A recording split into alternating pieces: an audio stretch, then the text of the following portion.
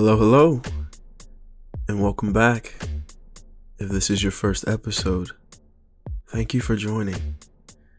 My name is Jamichael, and the podcast you're listening to is called Marked by Words, the place where themes and lessons leave a mark on you, just like a tattoo.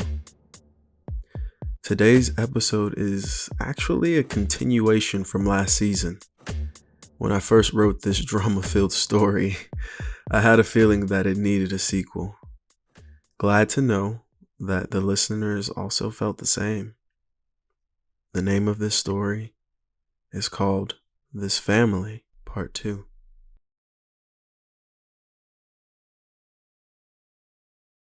Tony grinned at me, and suddenly everything went black. I still don't quite remember what happened, or could even guess it, to be honest. All I know is that when I came to, two random men were holding on to me, and our dad was standing in between Tony and I. "Have y'all lost your minds?" Dad screamed. Tony and I just stood there panting. Not a single word escaped from our lips. I noticed a bruise on Tony's eye and I couldn't help but smile. As my lips pressed against my teeth, I started to taste blood. Guess I didn't make it out of this squabble unscathed. One of the employees of the restaurant rushed into the bathroom, looking everyone over. "Do we need to call 911? He asked in a tone that was surprisingly self-assured. Tony's eyes met with mine, and we nodded, quickly turning back to the employee saying, "We're fine." "Good," the employee says. "Now get out of my restaurant, all of you, before I end up calling the police."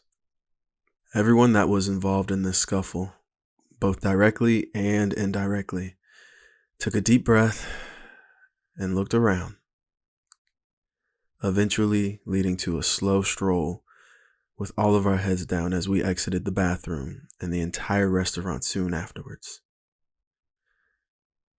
As I got closer to my car, I noticed a figure standing in front of it. Well, I didn't know I just put so much time and energy and effort into raising you boys just to embarrass me. My heart skipped a beat. I rushed over to my mom to let her into my car. "Where's Dad?" I asked. "He's riding with your brother," Mom replied. "Hopefully managing to talk some sense into him. Lord knows I can only wish to do the same for you." I sucked my teeth and Mom's eyes quickly peered over at me. I opened the passenger seat and she got in without a word. The drive was quiet. For a while. Well, sort of quiet. Aside from the deep sighs your parents constantly make, when they have something to say but don't want to be the one to initiate the conversation. "All right, Mom. Don't all right, Mom, me, little boy," Mom interrupts. I drove silently with a stale look on my face. "What is your problem? Erica has been nothing short of heaven sent. I know you're my baby and everything, but don't be a damn fool. And you know what?" Mom added. "I don't even believe that you and Tony would have gotten into it if you stepped up and gave nobody, not even your brother, a reason to believe he could have a chance with her." My grip on the steering wheel tightened and the hum of the engine grew louder. "Hey, you better slow down," my mom ordered. My foot gently lifted off the gas pedal. I took a turn before the exit that would lead back home, and Mom suddenly starts looking around, as if she was being kidnapped or something. "What are you doing?" Mom asked. I began to drive a little faster once again. "Jamichael?" Mom asked. I cleared my throat and said, "I need to see her. I can't let anybody else have her." A small grin appeared across my mom's face. She laid her hand on my shoulder, looking upon me as if I was just born again, like I was indeed her baby. After a few moments passed, she quickly began to shuffle through her purse. How could I have forgotten? She repeated over and over again. Finally, she let out a big, "Aha!" with this golden circle in her hand, holding it up in the air as if she had found the key to the universe. "What is that?" I asked. "What is that?" Mom mocked. "What is that?" "Something I was worried you wouldn't be receiving. Something I was hoping to give you earlier today when we were out for brunch."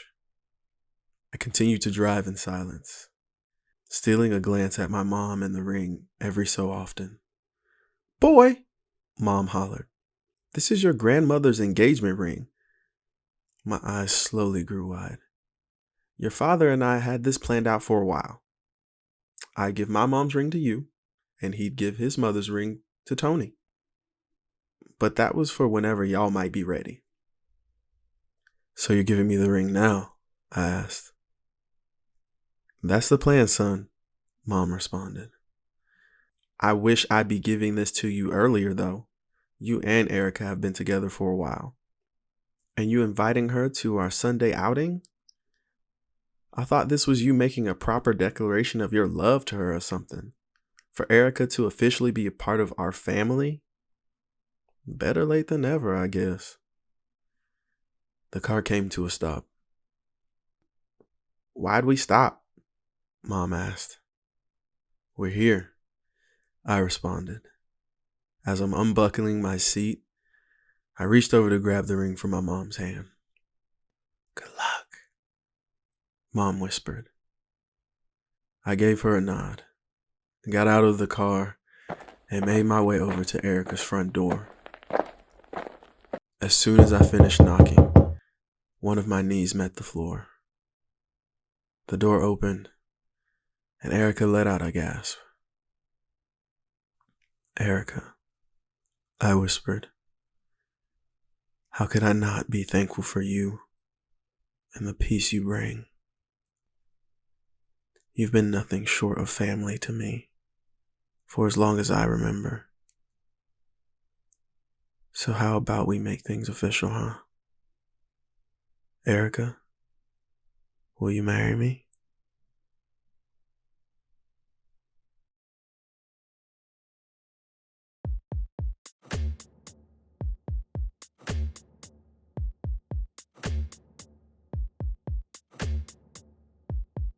Man,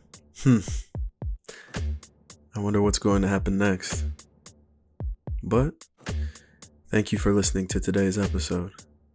If you enjoyed the work, tell a friend to tell a friend to listen in. You can also stay up to date on the latest episodes by subscribing on whatever platform you listen to podcasts on. The Mark by Words podcast was brought to you by me, Jamichael Prude, and hopes to bring forth creativity through storytelling and conversations highlighting a myriad of subjects. Thank you for listening.